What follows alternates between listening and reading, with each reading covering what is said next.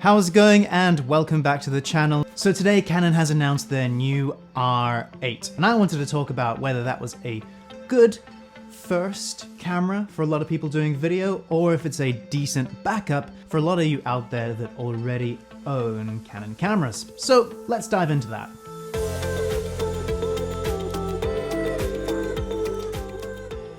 In this video, I'm not going to talk too much about the camera because I don't have it with me. This is more about my opinion on how it is as a starter camera or a backup for a lot of people that want to do video. If you want a hands-on, in-depth review, check out Gordon from Camera Labs. I'm going to put a link to his channel over here and in the description of this video. Highly recommended if you ever want an update on camera gear or lenses. He probably does the most in-depth reviews out there, so go check out his channel and find out more about this camera on there. I'm going to be talking about the video aspect of this camera because I am looking for a smaller backup to go with my kit. And when Canon announced the R8, I thought maybe this could be the one that I get. So we're going to explore the video features, what it's got and what it's lacking, and whether this makes it a good starter camera for people who are just wanting to get into video, or a good backup for a more advanced system. We're going to look at Canon specs and see, because, well, often from that you can tell whether it's right for you. And particularly, we're going to look at this from a video perspective. Yeah, it's good that it's a hybrid, so you can shoot video and stills, but I'm going to be mainly focusing on the video aspect. It has the same sensor as the Canon R6 Mark II, which is going to be a pretty advanced sensor. I'm actually surprised that Canon has put all of these video features and the same sensor into a much cheaper camera. They normally don't do that. Normally they dig through the bin of all the stuff they've had previously and use those for the cheaper camera. So this is actually quite impressive. Hats off to Canon for that. What I find really interesting is that they've actually put in all the same video features as the Canon R6 Mark II. Pretty much the same features. It's got 4K up to 60 frames a second. It's got full HD at 180 frames a second. Again, normally they hobble the camera in some way, like the Canon RP, where you could put it into 4K and you've got a massive crop and it wouldn't do face detect autofocus. Again, it's unnecessary hobbling from Canon to kind of drive you to buy a more expensive camera if that's what you need. Okay, so the Canon R8 actually has weather resistant, they call it weather resistant construction. I love camera manufacturers when they do this. What does that mean? Dunno. Who wants to test that though? Would I trust that out in the rain? I don't know. It's up to you. Always make sure you have insurance with your camera gear. So the Canon R8 has got a lot of really advanced features when it comes to video, which I'm, again, very surprised at. It's got H.264 and 265 codecs, focus breathing compensation. Canon, put that in the R5C, please. But most surprising, I think, is that it's got a detect-only feature for its face-only autofocus. This means that when the person leaves the frame, like that, it doesn't automatically focus to the background. That is something that previously we only really had in the cinema cameras, and I'm impressed and annoyed that they've put that into that because it's a much cheaper camera than a cinema camera, obviously, and it's a really good feature for video. So doing vlogging and things like that, that's excellent. It has unlimited record time. Well, it's up to 2 hours, which I don't think I've ever recorded anything for more than 2 hours. It's a pretty good length of video. Even if you're filming an event, it's rarely the case that you would ever have to film for more than 2 hours. Often you'd be limited by the card that you're using or the battery anyway, but with the R8 you can actually plug it into the wall or plug it into a power socket and keep it going for a full 2 hours. So 2 hours is actually a pretty good, decent length of time. Camcorders and video cameras will record indefinitely, which obviously, you know, if you have that option, it's great, but you'd be hard pressed to test that limit of 2 hours. So again, very, very good for video. What it does lack On the back of the camera is the autofocus joystick and the dial. This is something I've had on other Canon cameras, which has been missing those two features. And when it comes to photography, you really notice if you've used a joystick, an autofocus joystick, you notice when that's missing, and it's really awkward and uncomfortable. So you use the screen instead, which, yeah, it's a good compromise, but there's nothing better than holding the camera up to your eye and being able to just adjust, without having to take it away from your face, and so you can just move the joystick and shoot. But when it comes to video, I don't tend to use it as much. Yes, there are occasions when I'm holding the camera up to my eye and moving the autofocus. However, usually people hold a camera like this and position it like that. This is not the Canon R8. It's actually better for my uses than the Canon R8, but we'll talk about that in another video. So yeah, when you're shooting video, you don't tend to have it up to your eye all the time, so an autofocus joystick being missing is not the end of the world. Neither is the wheel or the dial at the back. It's something you can live without, but it's always useful to have it. If you have it, you have it. Yes, I guess that way we have it. That way you'll definitely have it. Not so bad that it's missing, particularly for video. And again, I'm focusing more on video than photos for this video. Another thing that makes the Canon R8 great for video is the lack of IBIS. And this is going to be something that a lot of photographers go, oh, we're not going to look at this camera, it's rubbish now. And videos go, ooh, yes, tell me more. Because when filming with a camera with IBIS, if you use wide lenses, you're going to get some horrible artifacts in the corners, and you're going to be limited when it comes to putting it on a car mount, for example. And digital image stabilization is really advanced now. I use it all the time for handheld stuff, and it looks great. It looks smoother, more natural than IBIS, and you have more control over how it pans and how it moves. So when you're shooting with IBIS, you are often fighting against the in-body image stabilization. With digital IS, it's going to work a lot better for video. Also, if you put it on a gimbal, it's going to be, IBIS doesn't work well with gimbals. You just get very strange artifacting. This might just be from my experience, but yeah, I don't like IBIS when doing video. So just like the Canon R6 Mark II, it only has IPB settings. If this is a deal breaker for you, obviously this camera is not the one for you. The R8 doesn't quite work if you need all eye filming, which is all intra. Basically, more information in each frame, and with IPB, it guesses a lot of in-between frames. Basically, if you're shooting something like water, or you have a lot of detail in a shot and a lot of movement, then all eye tends to be a better solution. You get crisper footage and less smearing and blurring. However, I usually shoot in IPB. There's very few scenarios where all eye is absolutely vital. So, especially when you're starting out, having a camera that only shoots IPB, not the end of the world.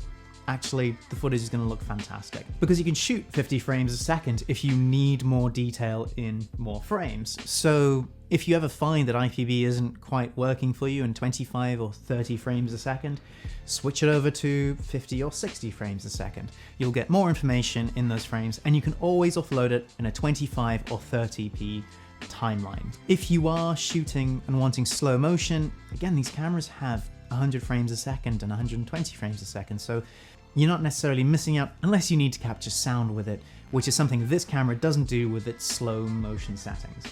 The R8 does not have proper HDMI out. What I mean by that is it has an HDMI micro output, which is not a professional option. It's not a good option. It's on the Canon R5C as well. Make of that what you will. Either it's a professional option, or Canon didn't put a professional option on a professional camera. For a lot of people, that's not the end of the world. If you're only going to be recording on SD cards, that's fine. You don't need to worry about that HDMI out. If you're hoping to use it to get RAW out or record to an external recorder, you're not going to get that full quality that you'll get from other cameras. So bear that in mind. It's going to be a camera that you're mostly going to use for internal recording. And with that comes an issue: it only has one card slot. Well, it comes down to your confidence. Have you ever had an SD card fail? Are you willing to risk all the footage that you've shot by just having one card slot? And this is something that I think for your primary or your A camera, you want to have 2 card slots. If you are being paid to deliver video footage to a client, you don't want to have that conversation of, oh, well, we shot it all and we spent all day filming, but the card's corrupted, or I've lost the card, or the card is broken. That's an awkward conversation that you never want to have with a client. And in order to avoid having that conversation, having dual card slots is vital in my mind. I think that for a primary camera, an A camera, or professional camera, you want to have dual card slots and a camera that can record the quality that your client requires to both cards. So there's some cameras out there that will shoot raw to a card and then give you a proxy to the second card. In my mind, again, that's not a professional option. You want to have a backup recording that is as good or just, professional level, even if it's not as good as the primary recording. It's not just for peace of mind to have a backup recording, it is a more professional approach to delivering video. So this is the main deal breaker for the Canon R8 for a lot of people. However, if you are shooting video for yourself or for your own company or for your YouTube channel, well then it's not the end of the world if the data corrupts, because you can always reshoot it. And this is something that you will have to decide for yourself. If you're filming events for your own company and you can't repeat that event, then yes, you need dual card slots. But if you're shooting videos like this, where it's you talking to camera or you're interviewing people at work who you work with, then having 1 card slot's not the end of the world. You can always go up to them with your tail between your legs and say, can we please reshoot that? Something went wrong with the card. If you're delivering for a client, that's an awkward conversation, one you don't want to have. But if it's something like this, where you're talking to camera, do you need another card slot? I don't think so. Another thing that people will look at and think this is not a good option is the battery. It's using smaller batteries. Where's my... Another thing about the Canon R8 is it's going to be using these LPE17 batteries. These are much smaller, obviously you get fewer shots out of them, and for video, yeah, you're going to get less footage out of it. However, I've spoken about the Canon R5C's battery life quite a lot on this channel, and it's something that you can make do with. So it's not the end of the world that it uses these small batteries, because you can always plug it into a power bank that has power delivery, or you can plug it into a power socket with a USB power delivery cable. So again, if you're doing videos just like this, where you're talking to camera and it's for your own channel or for your own business, then the Canon R8, actually, battery life will be fine. And for getting B-roll, then, well, you can always use these or have a power bank in your pocket plugged into the camera. And these batteries are actually much more reasonably priced than the Canon what are they called? Than the LPE6 batteries that come with the R6 Mark II and the R5 and the R5C. You can buy a lot more, and they're really small and convenient. You can fit loads in your pocket. Actually, I like that this camera has these batteries and the option for power delivery to the USB-C. That makes it a great, small, convenient option. So, what makes the Canon R8 great for video? It has all of the video features of the R6 Mark II, which is a very capable video camera. It has some level of weather resistance, which is a surprise. You can power it indefinitely through the USB-C input, and you can also record for up to 2 hours, which is more than most people will need for video. It's full frame. Is that necessary for somebody starting out in video or making their own videos? Or for a B cam? No. It all depends on the lenses that you have or the lenses that you want to get. And just because something is not full frame doesn't mean you can't get decent lenses specifically for it. This Sigma 18-35 is one of the best lenses you'll ever use, and it is APS-C. What makes the Canon R8 not so great for video, particularly professional video, is going to be the lack of a second card slot, and therefore the option to have a backup recording. That's really it. That's the deal breaker for me. Also, it's not going to be as well weather sealed as some of the other cameras out there, and it's got a micro Hdmi out, which this is obviously Canon's new thing. They're going to put this on all their cameras going forward. Really disappointing, Canon. It's just, everybody else is putting full size. Just do that. It's better. It's so much better. So looking at this camera, it is a small form factor, it is light, it uses small light batteries that you can buy loads of. It also has direct input for a power delivery. This thing has a lot of potential as a starter camera or a B or a C camera if you already have a Canon camera. So if you own a Canon R6 Mark II or a Canon R6 or even an R5, the Canon R8 makes a fantastic B cam, but it even has some better video features than the R5 and the R6 because it has that detect only feature for autofocus, which makes it probably better for video. It also has 2 hours long recording. So yeah, the Canon R8 only has one card slot, small, it's got small battery, it's light, and it doesn't have IBIS. And this actually makes it a pretty appealing B or C cam for people who maybe do more photography than video or want a nice, affordable backup camera or B cam. So especially Canon R6 Mark II owners. It's very light, it has all the video features of the R6 Mark II, and it doesn't have IBIS, so it's going to work very well for handheld video and video on a gimbal. So this is the kind of camera that you can stick on your gimbal, and it means you don't have to buy a very expensive gimbal because it's so light, and you'll have fantastic smooth video, and you can just leave it on the gimbal and you can shoot the rest with your R6 Mark II, for example. So it is a pretty appealing B cam for R6 Mark II owners. So I did mention I'm looking for an extra kind of C camera for my kit. Does this mean that I'm going to look at the R8? Probably not. The reason being, video is the main thing that I provide for clients, and I'm pretty much stocked up with my R5Cs.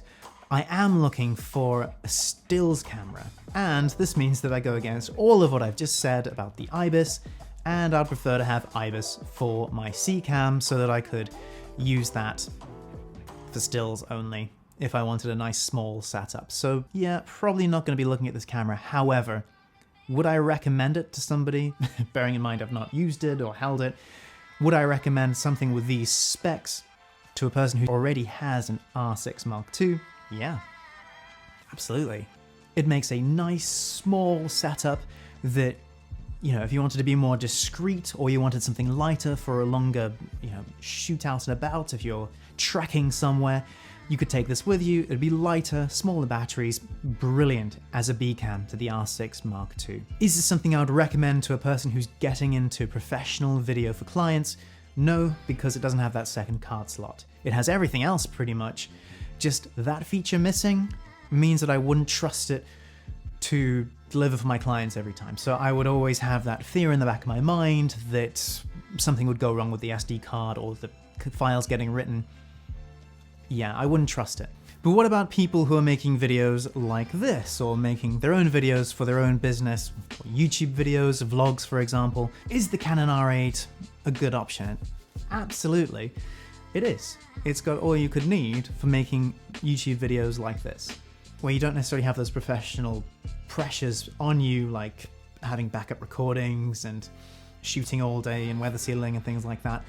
There are a lot of options out there that are much cheaper. And you got to look at the second-hand market. And in particular, one of my favorite cameras, the Canon EOS R. The R8 seems to be a direct replacement for the EOS R, and I would still prefer the EOS R. The quality of video that comes out of that camera is so underrated. Yes, there is a terrible crop on the 4K, which the R8 doesn't have, but yeah, if you're recording videos like this, do you need that 4K recording? And if you absolutely did, there are lenses out there that you can still get fantastic shallow depth of field, amazing video quality, like the Sigma 18-35, that would still give you a decent working distance for your camera. And you can get the EOS R for way cheaper, maybe even 2/3 the price of the R8.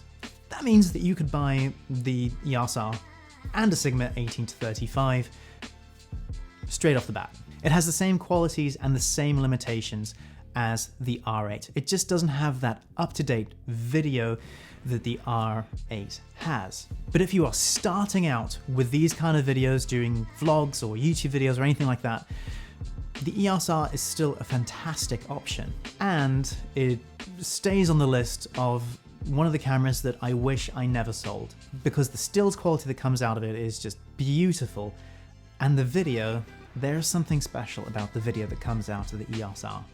It is very, very nice. So this was a very roundabout way of saying that for people who do vlogs and YouTube videos or filming for their own company, then there are cheaper options out there, especially with a second-hand EOS R and even an EOS RP.